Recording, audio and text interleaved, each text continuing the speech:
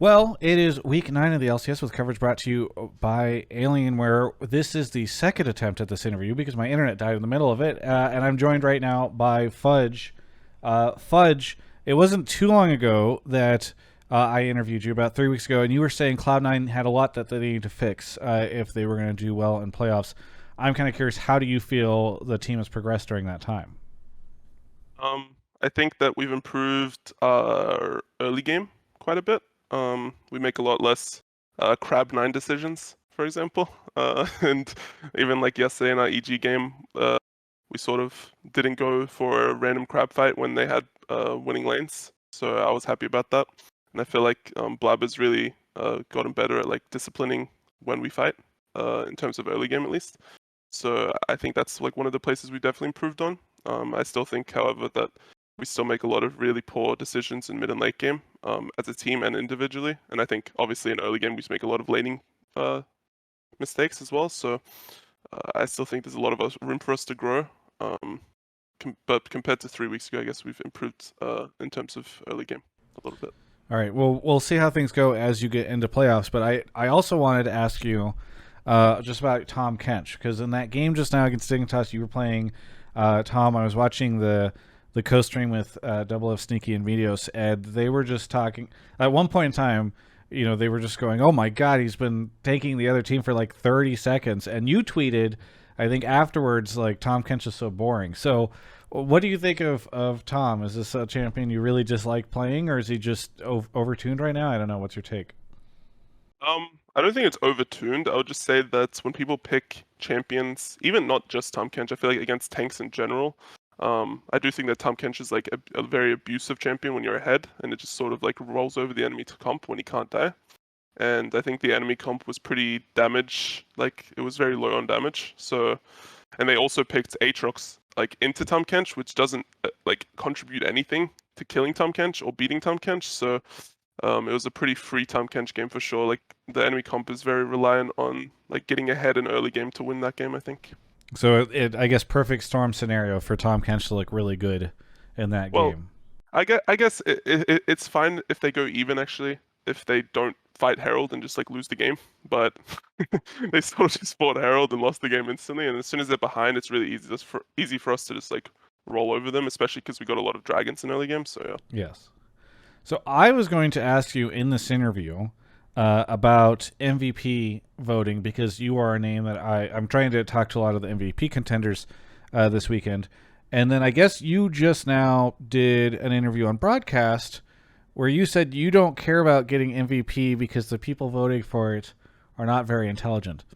So, as somebody who is voting for MVP, Sorry, Travis. I forgot that you're voting, Travis. It's thank you. my bad, Yes, man. most of them, I guess, is what you're Yeah, saying. Not all of most of them. them, Yeah, most of them. yeah. Not all of them, not Yes, everyone. thank Some you. players are smart. Okay, but to be true, to be fair, would you really not give a shit if you got MVP? I mean, I feel like they I mean, probably announce it during the finals. You're in New Jersey, hopefully, and you bring you up on stage in front of everybody, and you in your first year in the LCS get MVP. I mean, that's got to feel pretty good, right? it will definitely feel good in the moment, but when you actually think about it, it's like just because someone says that you're bad doesn't actually, or says that you're good or bad doesn't actually mean anything if like there's no reasoning behind it. And in those votes, there aren't necessarily very good reasons behind it. Like I'm sure a lot of the votes are going to be about like, oh, this guy like has a high KDA or something. This guy like wins, like he like carries a lot of games on like Camille or something. Like there's not very good reasoning behind it for a lot of the votes, so I don't actually care. Like it's not really like helping me in any way if I think about it. But obviously, like in the moment, it'd feel good if I got MVP, and obviously it's like really good for my brand, stuff like that. So I mean, I would care about it definitely, but in the grand scheme of things, I don't think that like getting MVP means you're like actually the best player. Okay. So, if you need good reasons for it, and Mhm. I need a good reason to vote for you, then Mhm. give me good reasons to vote for you, Fudge. That way, when I vote, I have good reasons to vote for you if I vote for you in the number one position for MVP. Why do you deserve MVP this year or this split? Um, I think that's when you're losing games, it's very easy for a player to look bad. And I think even when we're losing games, I still think that I'm playing solid. But I do think that I don't have as insane performances as like stomping lane as other players. So I would actually argue that it's possible that I'm not even worth MVP. But obviously, when you're around, like when you're playing in a team and you're losing a lot, it's a lot easier to look worse. So it's very hard for people to vote for MVP unless they're like actually looking at like the very like minuscule things of the game when you're like watching someone's pro view, for example. And I don't even think like there's a easy way to explain why I'm better than other players, other than if I were to just go into like a pro view game and actually just show you, you know? Yeah. All right, fair enough. What do you think of Impact? Because I interviewed Peter Dunn earlier, obviously a very biased person on this topic, but he was suggesting that he thinks that Impact is by far, far and away the best top laner in the league right now, and he says that there's a bigger gap between Impact and the next person than there is in any other lane. Least competitive for first. So, one, do you think Impact is the best top laner? And two, I mean, I guess generally speaking, what do you think of him just in general as a player? I think it's reasonable to say that Impact has been performing the best out of any top laner. I do think that, however, like today's game against Alfari, I think he played pretty poorly. But I would say in general in the split, if I were to like look back from week 1 to 9, I would say that he performed pretty well. And I definitely wouldn't say that if you were to actually watch his gameplay, I wouldn't say that there's a very big gap between him, me, Alfari, Huni. I would say we're all very similar in skill level right now. So I would definitely not say that there's a very big gap between first and second in top lane. And obviously there's no real way to argue it right now, but if I were to talk to Peter Dunn about it, I'd be interested to see what he thinks or why he thinks that. Yeah.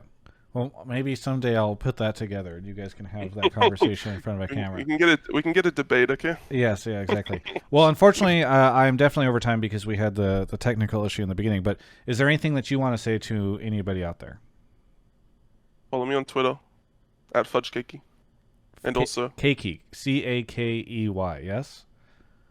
Yes. Okay, just Correct. wanted to double check. And Yep, also, thank you. And also, Max Waldo is the king. There we and go. Whatever it takes, and that's it. Okay, thank you. I'm glad we dropped all that. Thanks for the interview. Looking forward to seeing how playoffs go for you. For everyone else, you can check out the rest of my coverage of all things LCS right here on my YouTube channel. Playoffs are coming. Oh my gosh. Playoffs are coming. I am so excited for this, and I hope you are too, because it's when we get to see the just maximum levels of competition in the LCS and these best of fives. And you know what else allows for maximum competition? You play on an Alienware setup, get an Alienware notebook, desktop, monitor, maybe some of their accessories.